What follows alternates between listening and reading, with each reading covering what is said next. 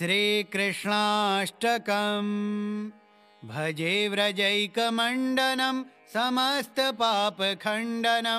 स्वभक्तचित्तरञ्जनं सदैव नन्दनन्दनं सुपिच्छगुच्छमस्तकं सुनादवेणुहस्तकम् अनङ्गरङ्गसागरं नमामि कृष्णनागरं मनोजगर्वमोचनं विशाललोललोचनं विधूतगोपशोचनं नमामि पद्मलोचनं करारविन्दभूधरं स्मितावलोकसुन्दरं महेन्द्रमानदारणं नमामि कृष्णवारणं कदम्बसूनकुण्डलं सुचारुगण्डमण्डलं व्रजाङ्गनैकवल्लभं नमामि कृष्णदुर्लभं यशोदया समोदया सगोपया सनन्दया युतं सुखैकदायकं नमामि गोपनायकं सदैव पादपङ्कजं मदीयमानसे निजं दधानमुक्तमालकं नमामि नन्दबालकं समस्तदोषशोषणं समस्तलोकपोषणं समस्तगोपमानसं नमामि नन्दलालसं भुवो भरावतारकं भवाब्धिकर्णधारकं यशोमतिकिशोरकं नमामि चित्तचोरकं दृगन्तकान्तभङ्गिनं सदा सदालिसङ्गिनं दिने दिने नवं नवं नमामि नन्दसम्भवं गुणाकरं सुखाकरं कृपाकरं कृपापरं सुखद्विषन्निकन्दनं नमामि गोपनन्दनं नवीनगोपनागरं नवीनकेलिलम्पटं नमामि मेघसुन्दरं तडित्प्रभालसत्पटं समस्तगोपनन्दनं हृदम्बुजैकमोदनं नमामि कुञ्जमध्यगं प्रसन्नभानुशोभनं निकामकामदायकं दृगन्तचारुसायकं रसालवेणुगायकं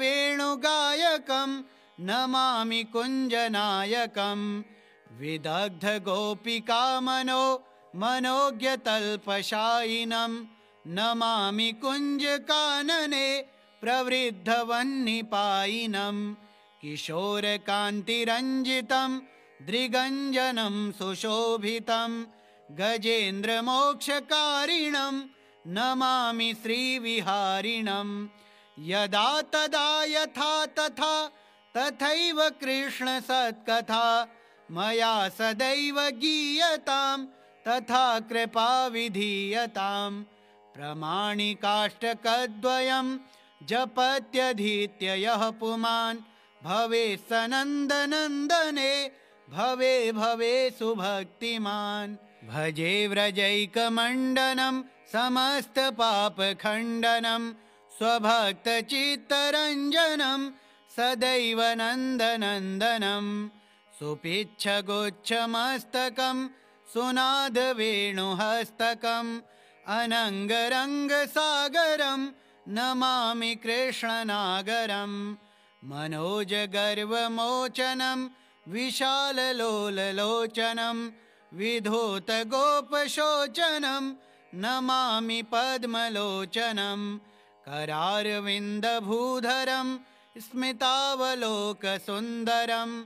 महेन्द्रमानदारणं नमामि कृष्णवारणं कदम्बसूनकुण्डलं सुचारुगण्डमण्डलं व्रजाङ्गनैकवल्लभं नमामि कृष्णदुर्लभं यशोदया समोदया सगोपया सनन्दया युतं सुखैकदायकं नमामि गोपनायकं सदैव पादपङ्कजं मदीयमानसे निजं दधानमुक्तमालकं नमामि नन्दबालकं समस्तदोषशोषणं समस्तलोकपोषणं समस्तगोपमानसं नमामि नन्दलालसं भुवो भरावतारकं भवाब्धिकर्णधारकं यशोमतिकिशोरकं नमामि चित्तचोरकं दृगन्तकान्तभङ्गिनं सदा सदालिसङ्गिनं दिने दिने नवं नवं नमामि नन्दसम्भवं गुणाकरं सुखाकरं कृपाकरं कृपापरं सुखद्विषन्निकन्दनं नमामि गोपनन्दनं नवीनगोपनागरं नवीनकेलिलम्पटं नमामि मेघसुन्दरं तडित्प्रभालसत्पटं समस्तगोपनन्दनं हृदम्बुजैकमोदनं नमामि कुञ्जमध्यगं प्रसन्नभानुशोभनं निकामकामदायकं दृगन्तचारुसायकं रसालवेणुगायकं नमामि कुञ्जनायकं विदग्धगोपिकामनो मनोज्ञतल्पशायिनं नमामि कुञ्जकानने प्रवृद्धवह्निपायिनं किशोरकान्तिरञ्जितं दृगञ्जनं सुशोभितं गजेन्द्रमोक्षकारिणं नमामि श्रीविहारिणं यदा तदा यथा तथा तथैव कृष्णसत्कथा मया सदैव गीयतां तथा कृपा विधीयतां प्रमाणिकाष्टकद्वयं जपत्यधीत्य यः पुमान् भवेत् सनन्दनन्दने भवे भवे सुभक्तिमान् भजे व्रजैकमण्डनं समस्तपापखण्डनं स्वभक्तचित्तरञ्जनं सदैव नन्दनन्दनं सुपिच्छगुच्छमस्तकं सुनादवेणुहस्तकम् अनङ्गरङ्गसागरं नमामि कृष्णनागरं मनोजगर्वमोचनं विशाललोललोचनं विधूतगोपशोचनं नमामि पद्मलोचनं करारविन्दभूधरं स्मितावलोकसुन्दरं महेन्द्रमानदारणं नमामि कृष्णवारणं कदम्बसूनकुण्डलं सुचारुगण्डमण्डलं व्रजाङ्गनैकवल्लभं नमामि कृष्णदुर्लभं यशोदया समोदया सगोपया सनन्दया युतं सुखैकदायकं नमामि गोपनायकं सदैव पादपङ्कजं मदीयमानसे निजं दधानमुक्तमालकं नमामि नन्दबालकं समस्तदोषशोषणं समस्तलोकपोषणं समस्तगोपमानसं नमामि नन्दलालसं भुवो भरावतारकं भवाब्धिकर्णधारकं यशोमतिकिशोरकं नमामि चित्तचोरकं दृगन्तकान्तभङ्गिनं सदा सदालिसङ्गिनं दिने दिने नवं नवं नमामि नन्दसम्भवं गुणाकरं सुखाकरं कृपाकरं कृपापरं सुखद्विषन्निकन्दनं नमामि गोपनन्दनं नवीनगोपनागरं नवीनकेलिलम्पटं नमामि मेघसुन्दरं तडित्प्रभालसत्पटं समस्तगोपनन्दनं हृदम्बुजैकमोदनं नमामि कुञ्जमध्यगं प्रसन्नभानुशोभनं निकामकामदायकं दृगन्तचारुसायकं रसालवेणुगायकं नमामि कुञ्जनायकं विदग्धगोपिकामनो मनोज्ञतल्पशायिनं नमामि कुञ्जकानने प्रवृद्धवह्निपायिनं किशोरकान्तिरञ्जितं दृगञ्जनं सुशोभितं गजेन्द्रमोक्षकारिणं नमामि श्रीविहारिणं यदा तदा यथा तथा तथैव कृष्णसत्कथा मया सदैव गीयतां तथा कृपा विधीयतां प्रमाणिकाष्टकद्वयं जपत्यधीत्य यः पुमान् भवेत् सनन्दनन्दने भवे भवे सुभक्तिमान् भजे व्रजैकमण्डनं समस्तपापखण्डनं स्वभक्तचित्तरञ्जनं सदैव नन्दनन्दनं सुपिच्छगुच्छमस्तकं सुनादवेणुहस्तकम् अनङ्गरङ्गसागरं नमामि कृष्णनागरं मनोजगर्वमोचनं विशाललोललोचनं विधूतगोपशोचनं नमामि पद्मलोचनं करारविन्दभूधरं स्मितावलोकसुन्दरं महेन्द्रमानदारणं नमामि कृष्णवारणं कदम्बसूनकुण्डलं सुचारुगण्डमण्डलं व्रजाङ्गनैकवल्लभं नमामि कृष्णदुर्लभं यशोदया समोदया सगोपया सनन्दया युतं सुखैकदायकं नमामि गोपनायकं सदैव पादपङ्कजं मदीयमानसे निजं दधानमुक्तमालकं नमामि नन्दबालकं समस्तदोषशोषणं समस्तलोकपोषणं समस्तगोपमानसं नमामि नन्दलालसं भुवो भरावतारकं भवाब्धिकर्णधारकं यशोमतिकिशोरकं नमामि चित्तचोरकं दृगन्तकान्तभङ्गिनं सदा सदालिसङ्गिनं दिने दिने नवं नवं नमामि नन्दसम्भवं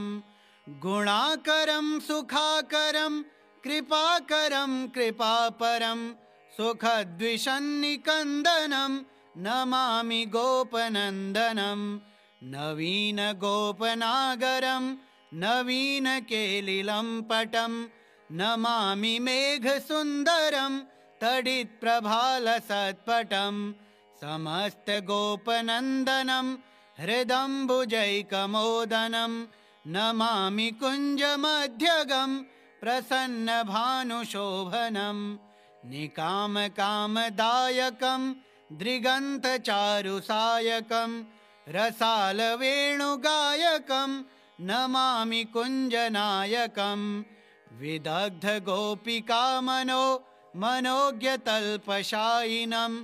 नमामि कुञ्जकानने प्रवृद्धवह्निपायिनं किशोरकान्तिरञ्जितं दृगञ्जनं सुशोभितं गजेन्द्रमोक्षकारिणं नमामि श्रीविहारिणं यदा तदा यथा तथा तथैव कृष्णसत्कथा मया सदैव गीयतां तथा कृपा विधीयतां प्रमाणिकाष्टकद्वयं जपत्यधीत्य यः पुमान् भवेत् सनन्दनन्दने भवे भवे सुभक्तिमान् भजे व्रजैकमण्डनं समस्तपापखण्डनं स्वभक्तचित्तरञ्जनं सदैव नन्दनन्दनं सुपिच्छगुच्छमस्तकं सुनादवेणुहस्तकम् अनङ्गरङ्गसागरं नमामि कृष्णनागरं मनोजगर्वमोचनं विशाललोललोचनं विधूतगोपशोचनं नमामि पद्मलोचनं करारविन्दभूधरं स्मितावलोकसुन्दरं महेन्द्रमानदारणं नमामि कृष्णवारणं कदम्बसूनकुण्डलं सुचारुगण्डमण्डलं व्रजाङ्गनैकवल्लभं नमामि कृष्णदुर्लभं यशोदया समोदया सगोपया सनन्दया युतं सुखैकदायकं नमामि गोपनायकं सदैव पादपङ्कजं मदीयमानसे निजं दधानमुक्तमालकं नमामि नन्दबालकं समस्तदोषशोषणं समस्तलोकपोषणं समस्तगोपमानसं नमामि नन्दलालसं भुवो भरावतारकं भवाब्धिकर्णधारकं यशोमतिकिशोरकं नमामि चित्तचोरकं दृगन्तकान्तभङ्गिनं सदा सदालिसङ्गिनं दिने दिने नवं नवं नमामि नन्दसम्भवं गुणाकरं सुखाकरं कृपाकरं कृपापरं सुखद्विषन्निकन्दनं नमामि गोपनन्दनं नवीनगोपनागरं नवीनकेलिलम्पटं नमामि मेघसुन्दरं तडित्प्रभालसत्पटं समस्तगोपनन्दनं हृदम्बुजैकमोदनं नमामि कुञ्जमध्यगं प्रसन्नभानुशोभनं निकामकामदायकं दृगन्तचारुसायकं रसालवेणुगायकं नमामि कुञ्जनायकं विदग्धगोपिकामनो मनोज्ञतल्पशायिनं नमामि कुञ्जकानने प्रवृद्धवह्निपायिनं किशोरकान्तिरञ्जितं दृगञ्जनं सुशोभितं गजेन्द्रमोक्षकारिणं नमामि श्रीविहारिणं यदा तदा यथा तथा तथैव कृष्णसत्कथा मया सदैव गीयतां तथा कृपा विधीयतां प्रमाणिकाष्टकद्वयं जपत्यधीत्य यः पुमान् भवेत् सनन्दनन्दने भवे भवे सुभक्तिमान् भजे व्रजैकमण्डनं समस्तपापखण्डनं स्वभक्तचित्तरञ्जनं सदैव नन्दनन्दनं सुपिच्छगुच्छमस्तकं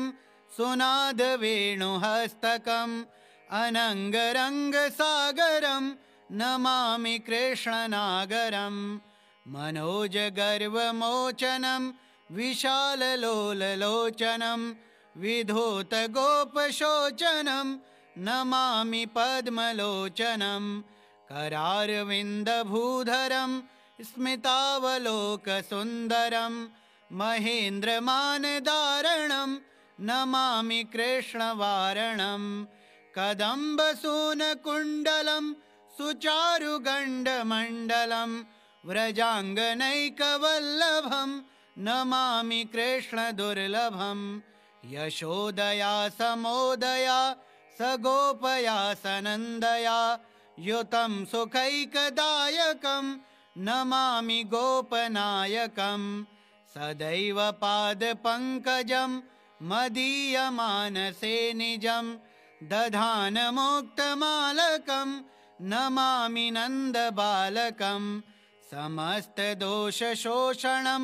समस्तलोकपोषणं समस्तगोपमानसं नमामि नन्दलालसं भुवो भरावतारकं भवाब्धिकर्णधारकं यशोमतिकिशोरकं नमामि चित्तचोरकं दृगन्तकान्तभङ्गिनं सदा सदालिसङ्गिनं दिने दिने नवं नवं नमामि नन्दसम्भवं गुणाकरं सुखाकरं कृपाकरं कृपापरं सुखद्विषन्निकन्दनं नमामि गोपनन्दनं नवीनगोपनागरं नवीनकेलिलम्पटं नमामि मेघसुन्दरं तडित्प्रभालसत्पटं समस्तगोपनन्दनं हृदम्बुजैकमोदनं नमामि कुञ्जमध्यगं प्रसन्नभानुशोभनं निकामकामदायकं दृगन्तचारुसायकं रसालवेणुगायकं नमामि कुञ्जनायकं विदग्धगोपिकामनो मनोज्ञतल्पशायिनं नमामि कुञ्जकानने प्रवृद्धवह्निपायिनं किशोरकान्तिरञ्जितं दृगञ्जनं सुशोभितं गजेन्द्रमोक्षकारिणं नमामि श्रीविहारिणं यदा तदा यथा तथा तथैव कृष्णसत्कथा मया सदैव गीयतां तथा कृपा विधीयतां प्रमाणिकाष्टकद्वयं जपत्यधीत्य यः पुमान् भवेत् सनन्दनन्दने भवे भवे सुभक्तिमान् भजे व्रजैकमण्डनं समस्तपापखण्डनं स्वभक्तचित्तरञ्जनं सदैव नन्दनन्दनं सुपिच्छगुच्छमस्तकं सुनादवेणुहस्तकम् अनङ्गरङ्गसागरं नमामि कृष्णनागरं मनोजगर्वमोचनं विशाललोललोचनं विधूतगोपशोचनं नमामि पद्मलोचनं करारविन्दभूधरं स्मितावलोकसुन्दरं महेन्द्रमानदारणं नमामि कृष्णवारणं कदम्बसूनकुण्डलं सुचारुगण्डमण्डलं व्रजाङ्गनैकवल्लभं नमामि कृष्णदुर्लभं यशोदया समोदया सगोपया सनन्दया युतं सुखैकदायकं नमामि गोपनायकं सदैव पादपङ्कजं मदीयमानसे निजं दधानमुक्तमालकं नमामि नन्दबालकं समस्तदोषशोषणं समस्तलोकपोषणं समस्तगोपमानसं नमामि नन्दलालसं भुवो भरावतारकं भवाब्धिकर्णधारकं यशोमतिकिशोरकं नमामि चित्तचोरकं दृगन्तकान्तभङ्गिनं सदा सदालिसङ्गिनं दिने दिने नवं नवं नमामि नन्दसम्भवं गुणाकरं सुखाकरं कृपाकरं कृपापरं सुखद्विषन्निकन्दनं नमामि गोपनन्दनं नवीनगोपनागरं नवीनकेलिलम्पटं नमामि मेघसुन्दरं तडित्प्रभालसत्पटं